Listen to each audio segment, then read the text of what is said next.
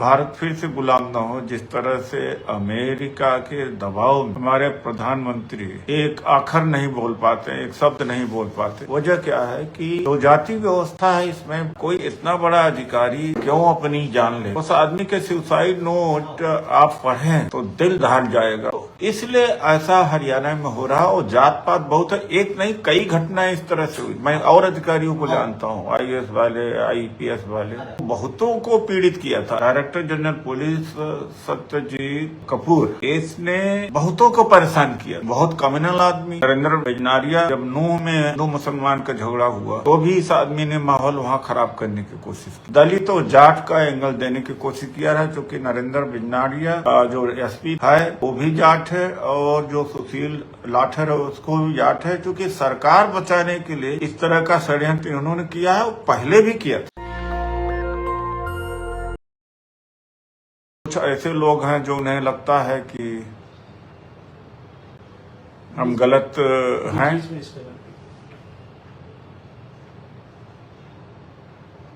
और दलित की बात करते हैं।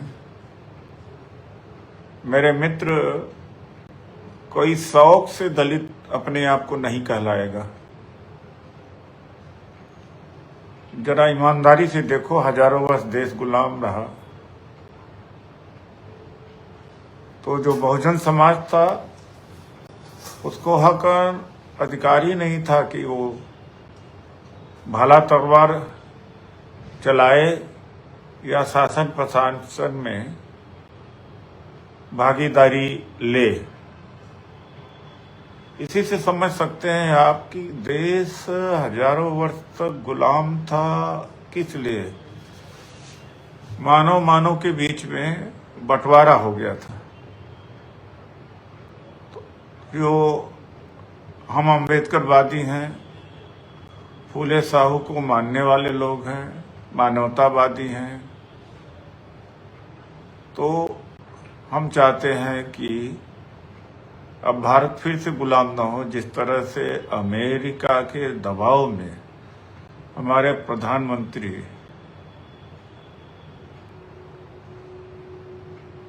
एक आखर नहीं बोल पाते, एक शब्द नहीं बोल पाते। वजह क्या है कि जो जाति व्यवस्था है, इसमें साइंस एंड टेक्नोलॉजी का डेवलपमेंट नहीं हो सकता। सारी ऊर्जा जाति बाद में लग जाती है, एक दूसरे से नफरत करने में लग जाती है, और एक दूसरे की ऊर्जा खत्म करने में लग जाते हैं कि अरे ये तो नीच है, ये तो लोहार है, एक बढ़ई है। समाज खुला नहीं है, सोच खुली नहीं है, और टेक्नोलॉजी और रिसर्च के बगैर कोई देश आगे नहीं जा सकता। और इंडस्ट्रियल प्रोडक्शन हो या एग्रीकल्चर प्रोडक्शन हो, ये हो नहीं सकता। अब उदाहरण के लिए 500 एकड़ जमीन लेकर के कोई जमींदार बैठा हुआ, वो तो खुद जोतेगा नहीं, बोएगा नहीं, तो वो हमेशा मजदूरों से काम कराता है। मजदूर तो अपने हिसाब से काम करेगा, उसको मिलना ही है उसकी मजदूरी। तो ऐसे में न खेत का मालिक कोई रिसर्च एंड टेक्नोलॉजी डेवलप करेगा कि ज्यादा से ज्यादा पैदा हो, और मजदूर क्या करेगा, उसको तो इतना सोचा ही नहीं हो, तो मालिक ही नहीं हो उसका। इसीलिए जब गेहूं 60 के दशक में भारत में कनाडा से, अमेरिका से आया, और उसी पर रिसर्च हुआ, और पंजाब में ग्रीन रिवॉल्यूशन हुआ, तो लोग यहाँ के पेट भरने लगा। आप जानते हैं, भारत जब आजाद हुआ तो मात्र हमारी आबादी 32 करोड़ थी। 2000-3000 वर्ष में 32 करोड़ हुई। लेकिन क्या बात है, 70 साल 75 साल में 5 गुना ज्यादा हो गई। उसका वजह है कि अनाज पैदा होने लगा, हाई यील्ड वैरायटी के फसलें पैदा हो गई। ये रिसर्चेज कहाँ की गए? उन देशों में रिसर्चेज किए गए जहां जात पात नहीं था, भेदभाव नहीं था, जहां एक दूसरे को नष्ट करने के लिए ऊर्जा खराब नहीं होती थी। हमारे देश में आज यही है। तो हम लोग जब सामाजिक न्याय की बात करते हैं, न्याय की बात करते हैं, तो देश का हित के लिए बात करते हैं। अब हम आते हैं कि वाई पूरन कुमार जो एडिशनल डीजी थे, क्या कारण है कि उनको अपनी जान लेना पड़ा? आप इसका शेयर भी करते जाइएगा। तो जहां कोई इतना बड़ा अधिकारी क्यों अपनी जान लेगा? उस आदमी के सुसाइड नोट आप पढ़ें तो दिल दहल जाएगा। मैं भी ब्यूरोक्रेट रहा, आईआरएस रहा हूं, और हमेशा गलत पोस्टिंग देना और जिसके ड्राइवर को गिरफ्तार करना, उसके गनमैन को गिरफ्तार करना और यह कह देना कि अब अगला नंबर एक सब इंस्पेक्टर जो ये सुशील लाठर थे, इसने गिरफ्तार किया था और कहा अब दूसरा आपका नंबर है। यानी एक कांस्टेबल या थोड़ा सा सीनियर वो अपने इतने बड़े अधिकारी डीजी को कहे कि अब आपका नंबर है, तो ग्लानि से तो मर ही जाएगा आदमी। आप भी सोचिए, एक बहुत बड़ा मंत्री हो और उसका चपरासी हो या उसका स्टाफ का कि अब आपको हम गिरफ्तार करेंगे, तो क्या सोचेगा? वही स्थिति हुई है यहाँ पर, मानसिक दबाव पड़ा। और दूसरा क्या है कि हरियाणा एक अजीब प्रदेश है जहां अधिकारियों का बोलबाला है। और एक जर्नलिस्ट ने तो खुलासा किया कि डीएसपी के लेवल का आदमी 100 करोड़ का होता है और आईपीएस और आईएएस कई ऐसे हैं जो 1000 करोड़ 500 करोड़ के। और ये मोदी मॉडल है, जो कि पावर सारा सेंट्रलाइज पीएमओ में हो गया। तो जो चेक है, जो चेक करने वाले एमएलए, एमपी, पीपल्स रिप्रेजेंटेटिव और जनता की आवाज, वो रह नहीं गई है और जनता भी हिंदू और मुसलमान में मस्त हो गई है। 5 किलो राशन में मस्त हो गई, हिंदू मुसलमान में मस्त हो गई, पाकिस्तान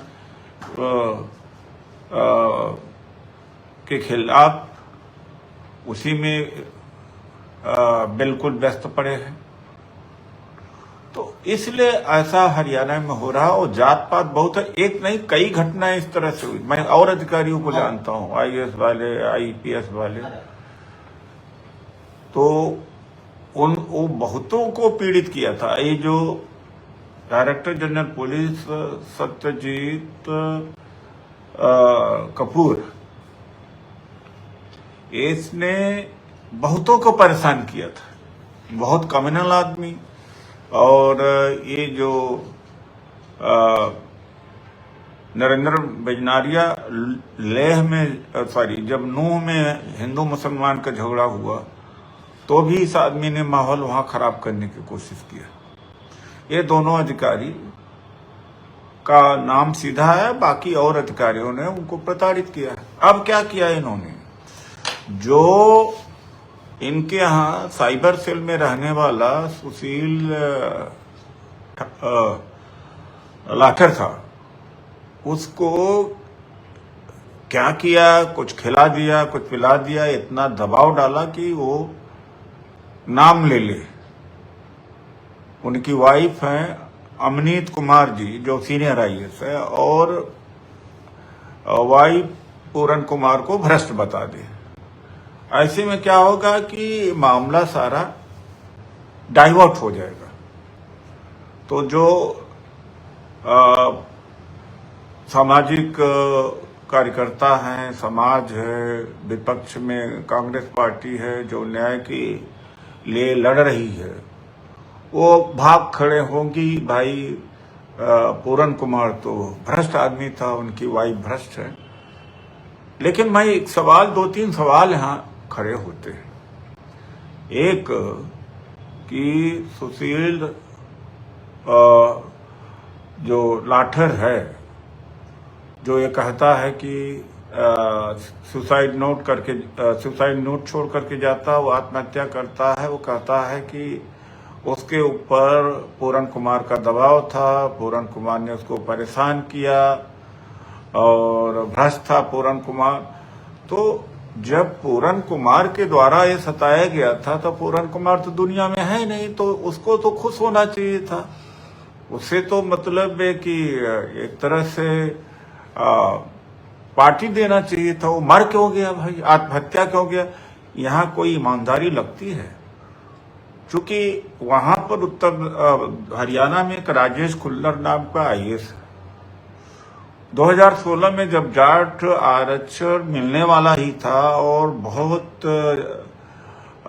चरम पर था पूरा आंदोलन, तो रोहतक में आगजनी करवा दिया या हुआ। उसके बाद में जाट बनाम गैर जाट हो गया और जाट जो के बगैर कभी हरियाणा में मुख्यमंत्री नहीं होता था, अब नॉन जाट ही मुख्यमंत्री होने लगा। उसी तरीके से इसको दलित और जाट का एंगल देने की कोशिश किया है। चूंकि नरेंद्र बिजनाड़िया जो SP था है वो भी जाट है और जो सुशील लाठर है उसको भी जाट है। चूंकि सरकार बचाने के लिए इस तरह का षड्यंत्र उन्होंने किया है, वो पहले भी किया था। ये कहा जाता है कि खुल्लर डॉक्ट्रिन, वो IAS है और चीफ मिनिस्टर के सामने चीफ मिनिस्टर की बात करते हुए कहा कि नहीं, सस्पेंड नहीं किया जाएगा।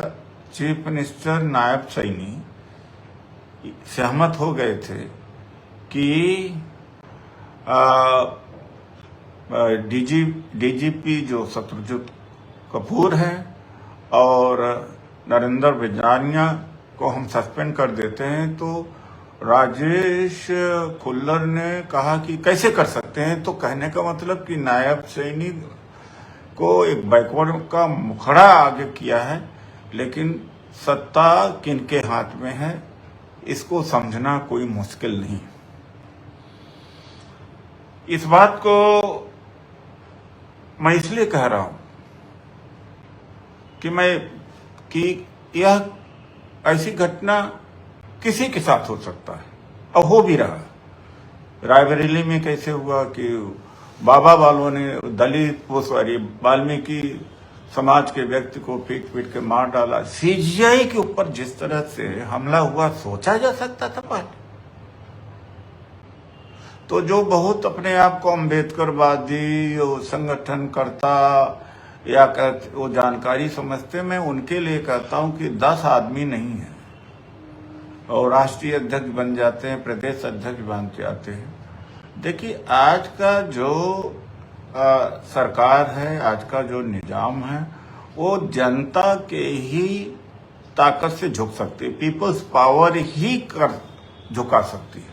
अगर पीपल्स पावर आपके पास में है तो ठीक है, जुबान की पावर अब नहीं रह गई, चाहे मेरी हो या किसी की। तो जुबान की पावर के गलतफहमी में जो लोग हैं वो निकल जाए तो ज्यादा अच्छा है। और लोग सोचते हैं कि हमने घर में पढ़ लिया, अखबार पढ़ लिया, किताबें पढ़ लिया, कोई मीटिंग हुई, कहीं भी जाएंगे वो अपनी भावना लेके जाएंगे, उड़ेलना जरूर चाहेंगे, नहीं उड़ेलेंगे देंगे तो भड़क जाएंगे, फिर दूसरा संगठन बना लेते। अरे भाई, ये सरकार कहाँ सुन रही है? वो तो जन सैलाब ही इनको सुना सकता और कोई तरीका ही नहीं है। यही पूरन कुमार के समर्थन में लाखों हजारों दलित न आए होते तो दफना देते कोई और उल्टा और केस लगा देते।